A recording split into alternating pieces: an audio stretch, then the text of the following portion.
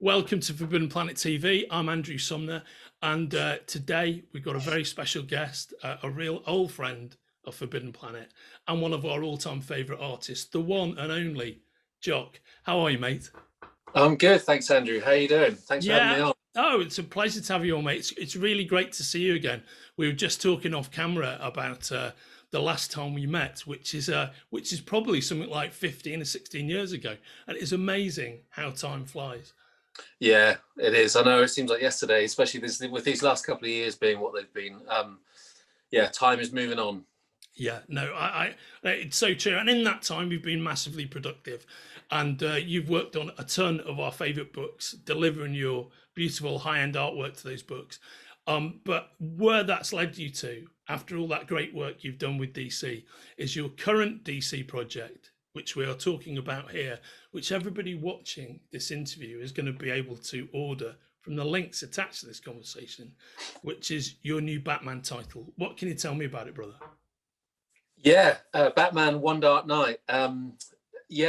So it kind of came about by a few years ago, having a drink with an editor friend who was the head of the Bat Office at DC at the time, Mark Doyle, and Yeah. he just we were having met at a convention and having a drink. And he just said, "What would you most like to do?" And I said, "You know what? I'd love to write and draw a Batman book." And he jokingly said, "Approved," like straight away, which was funny, but also it made me think, "Oh, okay, maybe this is something that I could make happen." And fast forward a few years, I did a few other things, and finally got it up and running. So it's a sort of a night in the life story. But my thought was that I want to tell a small, contained, propulsive thriller, essentially. And I kind of like these kind of day in the life stories of extraordinary characters. So, like, what does Monday night look like for Batman? Probably a bit different to a night. So I have Monday nights. I mean, I don't know. Maybe, Andrew, your Monday nights are spectacular. Well, that's what the black jacket is all about. The Liverpool emblem's a logo. Yeah, you've discovered my true secret, mate.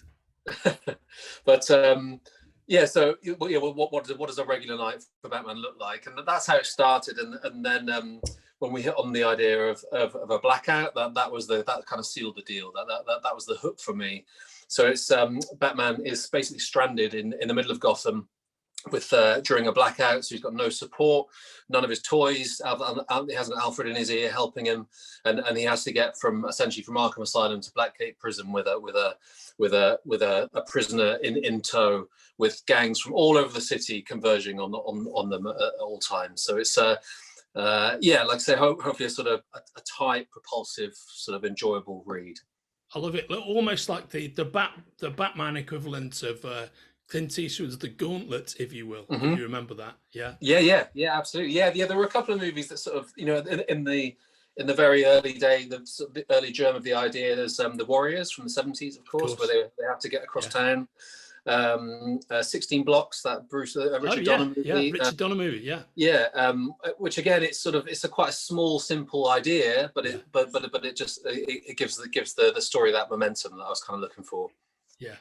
Quite right, and obviously you've now had a very long association with Batman.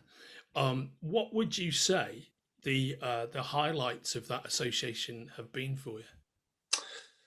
Yeah, it's always amazing when you get to work on characters that are really, the legacy they have is incredible. I mean, I'd say my highlights really are working with my good friend Scott Snyder.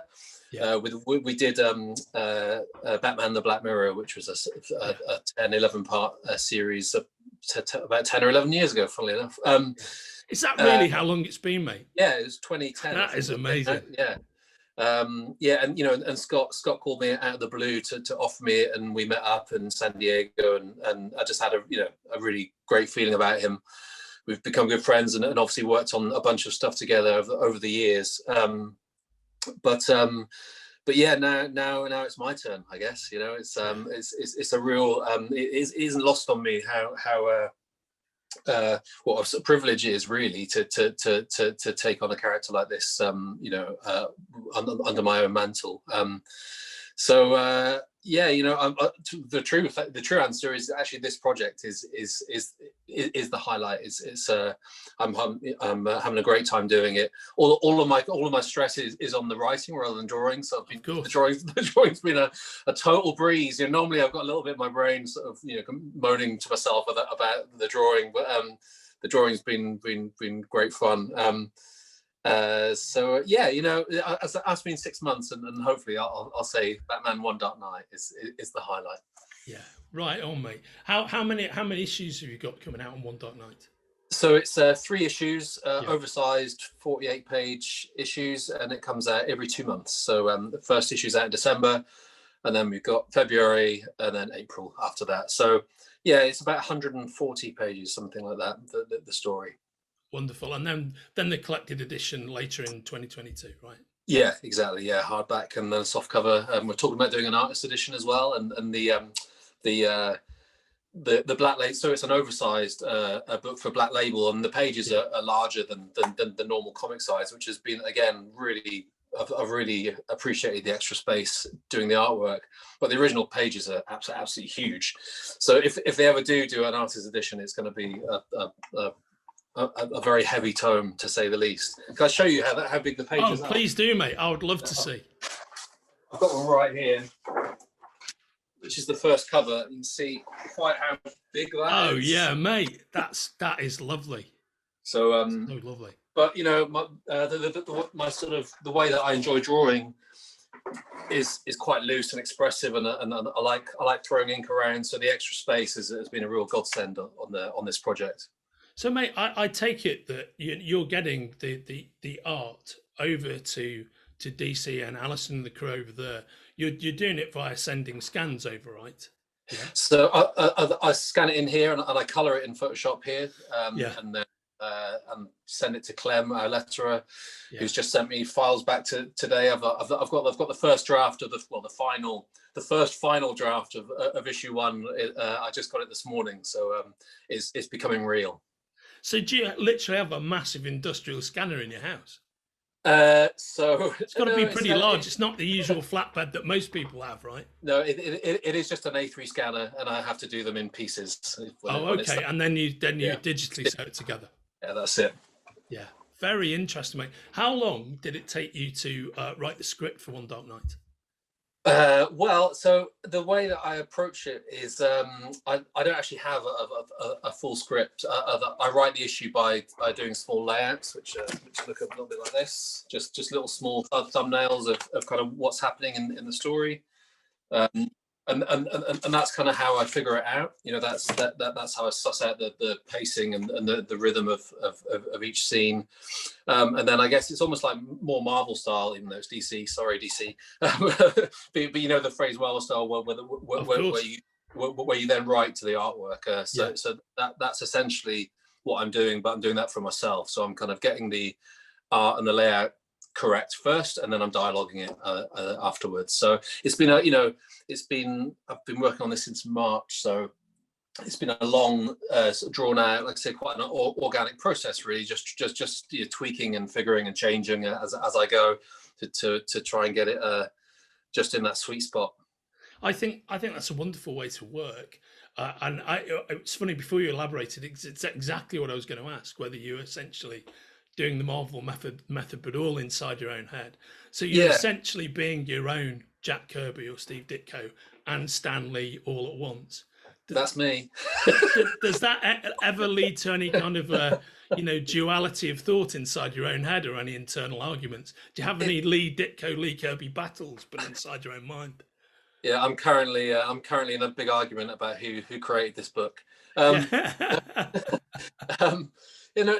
mean, the writing and dialoguing is a very different space. That I would say, just joking aside, it is a very different space to drawing the book for sure. But it's sort of like it's just sort of flexing a different muscle. So it's quite enjoyable to come in some days and just figure out the dialogue, and it's just a completely different kind of mechanism. And hopefully it's all it's all coming together. So yeah, it's been really rewarding doing the whole thing, and it's definitely I've been as invested in this as anything I've ever done. I mean, I've put so much into it, so I'm hoping people enjoy it when it does come out. Yeah. Oh, well, I'm certain, having seen some advanced images of having seen issue one, I'm certain that people are going to absolutely love it. And I think what you touched upon is the fact that Black Label are giving you the freedom with the format size. I think that's, for an artist like yourself, I think that's an amazing gift to be afforded.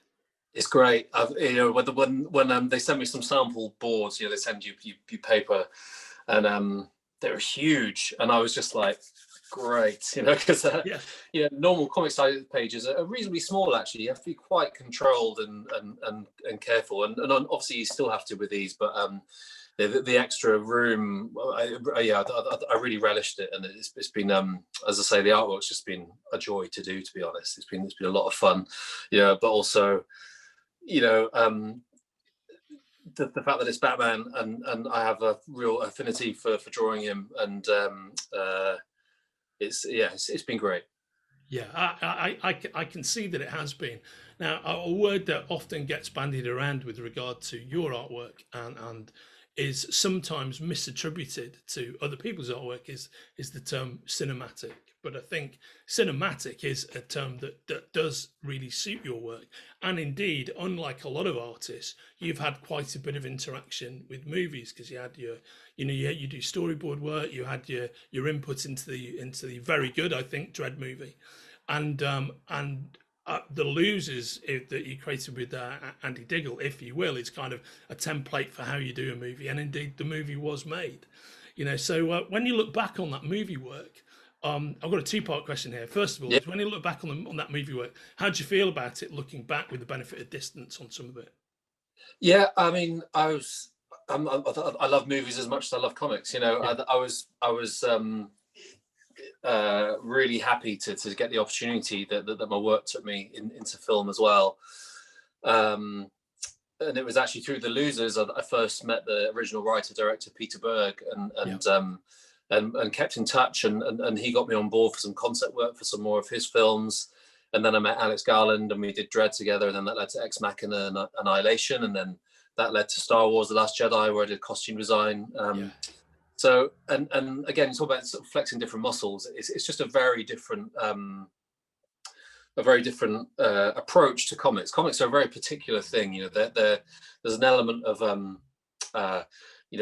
doing sequential stories all the time. You're sort of cranking it out all the time, and comics have a real rhythm to them. When they're going well, when you're in the flow of the story, you're sort of constantly cranking. You're constantly doing another panel, another page, another scene, and there's a rhythm to it that can bring surprises that you wouldn't necessarily have maybe if you were spending too long on each page. You've sort of got to get the rhythm going.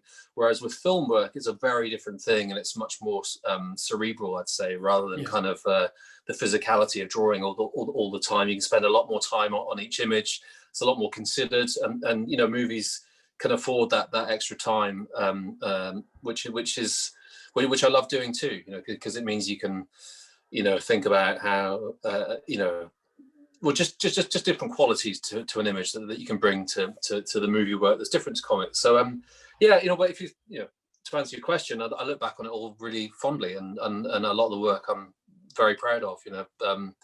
I'd say Ex Machina was a highlight. Having a hand Great movie. in helping design Ava in the early stages, and she looked absolutely wonderful on screen. I remember when I worked with Alex sort of before that movie was greenlit, and then I didn't see him again for another couple of years, and it was in the edit suite up in London, and the editor had like a button where he could put the FX on, the wonderful special effects done by Double Negative. He had a button, literally they could run a scene and just press a button, and then the effects would be on like a separate layer. And when he first pressed the button and I saw Ava for the first time, I was just I couldn't believe how beautiful she looked, and it was very surreal to think that I had a small hand in that, and that's a really special feeling, to be honest, when you see something that you can really be proud of on screen that you've had a hand in helping get there. I can appreciate that. It must be a wonderful feeling, because it's essentially like going through the round window on Play School, but being confronted with something that you yourself have created. So it's a double punch. It's not just it's a fascinating ride. It's like, man, that's my thing, and I'm seeing it in real time. That must have been amazing. Yeah, it's a trip. Yeah, similarly when I did a lot of the costume design for Luke Skywalker on the Last Jedi, and one of the costumes that he wears at the end for his Force projection, the black costume was on a job like that, you're highly directed by the costume designer Michael Kaplan. He's very very hands-on, but with that costume I asked if I could try something, and only did about 4 or 5 drawings of it. It came pretty quickly, but I didn't actually know it was going to be in the movie until I was sat in the theater watching the film for the first time, and then the scene comes and Luke walks out and he's in my gear, and that was a trippy 5 minutes to say the least. It's yeah. But yeah, I feel very lucky to have worked on a lot of stuff, that I can be proud of. And similarly, like I was saying about Batman being given the reins, being able to write and draw my own Bat story is fantastic. Oh, it's wonderful and long overdue, in my opinion. And I think, how would you feel? And where the other part of my movie question is, how would you feel about, say, Bruce Timm and those guys adapting it into One Dark Knight into animated form? It's funny you should mention that. It's okay, mate. I hear where you're coming from. There's an amazing production company that I've done a bit of work for, and they've been talking to some people, so we'll see. Right. We'll see. Mate, if you want, I will cut that question out because I don't want to jump the gun on it. If it's no, it's okay. It's okay. I didn't say anything too incriminating. I don't think. I like your answer, and I like where that is heading. Though I think that's that's all right. It just give people a little right. Exactly, a little tweak for those Forbidden Planet viewers at home. And to flip back to another project I mentioned briefly before, one of my favourite things of the older things that you've done. I love your Batman work, but a book that I always loved. And love the original incarnation of as well, by the way, because I'm an old comics fan. It was The Losers, right? And I think I always loved that original book. That's kind of slightly madcap titled by Bob Kanigher, and then had this. I don't know if you've ever read. Do you ever read the Kirby run on the original Losers? I haven't read it, but I've seen a bunch of it. Yeah, it's quite a trip because it's literally immediately post Fourth World Kirby, but working on a World War II book. So taking those sensibilities and plugging it through his actual frontline experience in World War II, which lends it a kind of authenticity despite the fact that it's really massively over the top. Yeah. It's one of the reasons that I never read it was Andy and I deliberately just took the title and ran with it. Since I finished that comic, talking about time going by. My God, we finished in 2006, so 15 years ago. Yeah. I should really hunt the Kirby stuff down and give it a read. Oh yeah, well your pals at DC have collected it, and I feel if you dropped the phone, they'd probably send you a copy. You know, so the whole 12. But the original book, actually, way more of it is written by Kanigher and drawn by another beautiful artist, John Severin, and that's really good stuff as well. But really, where I was going with that reverie is, I really loved yours and Andy's version of The Losers. And I also loved the movie. I thought the movie was massively underrated when it came out. And I still think that, having watched it fairly recently with my son, who's another big fan. So do you have pleasant memories of that being made and when it came out? Because you did the correct me if I'm wrong, I think you did the DVD commentary on the UK edition. We did, yeah. And Andy and I, did that just for the UK release. Yeah.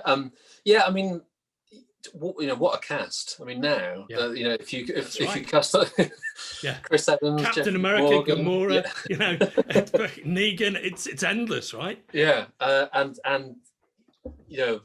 they're all incredible and brought our characters to life. And we got to visit the set, with, just on the last week of that they were filming, and they were all essentially like they are on screen, off screen. In fact, talk about surreal moments again, was the first time I met Chris Evans, who played Jensen. we were chatting to Zoe Saldana, and then she just looked off and she said Jensen, because they were calling each other by their character names, you know, like on set. And you know, when you know something's being adapted, you know, you're sort of aware that there will always probably be things that get changed, or be compromises, you know. And one of the things that I figured would change a lot was the visual stuff. Like, so as Jensen wears these little John Lennon glasses, but I also in the comic I gave him these long sideburns and this little goatee beard, just to set him aside from the other characters, to make him look a little bit more distinct. I certainly didn't realize that Chris Evans would have to like grow this daft looking kind of goatee and sideburns and wear it for 4 or 5 months while they filmed. But sure enough, you know, I mean, he looked so much like my character that had only existed, you know, in my head. And he walked towards me and shook my hand, and that was that was a moment as well. Yeah, you know, it's funny, you know, The Losers. It's a special one for me and Andy as well, because it was our first DC project, and so it really could have, you know, it was so, even though we didn't realize at the time, it was very sink or swim. You know, if it had gone badly, I probably wouldn't be here talking to you today. You know, it's one of those projects that we just kind of put everything we had into it, and luckily people seem to like it. And coming back to an earlier point you said about being cinematic, you know, that was a very deliberate choice by me and Andy to try and make a comic that you could give to anyone, not a comic fan. You don't necessarily have to know the language of comics to be able to enjoy it. Was what we were trying to do. And me and Andy both love movies, and you know, doing an action book wasn't what I was expecting for my first job at DC Vertigo, which is more known for, you know, Sandman and Hellblazer and things. Even though I did do an issue of Hellblazer, funnily enough. But anyway, but you know, our first big project was an action book. So I was like, okay, that's not quite what I was expecting, but if we're going to do it, it's going to be a Vertigo action book, which means we've got to make this like the best action movie you've never seen. So that was our thinking, and yeah, and here we are.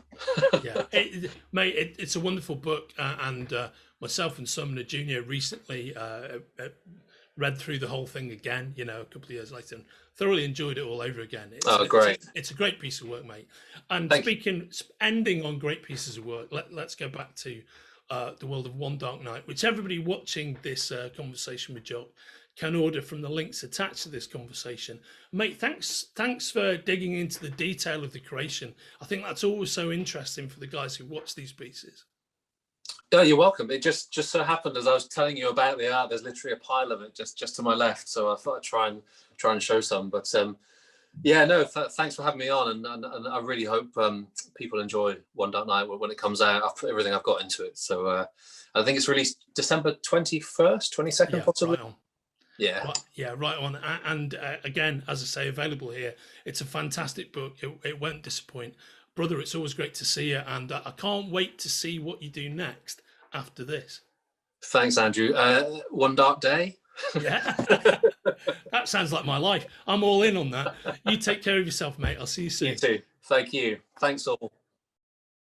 If you're enjoying watching Forbidden Planet TV, and you're enjoying watching us talk to the world's most interesting and accomplished filmmakers, authors, artists, musicians, creators, subscribe right here. See you soon.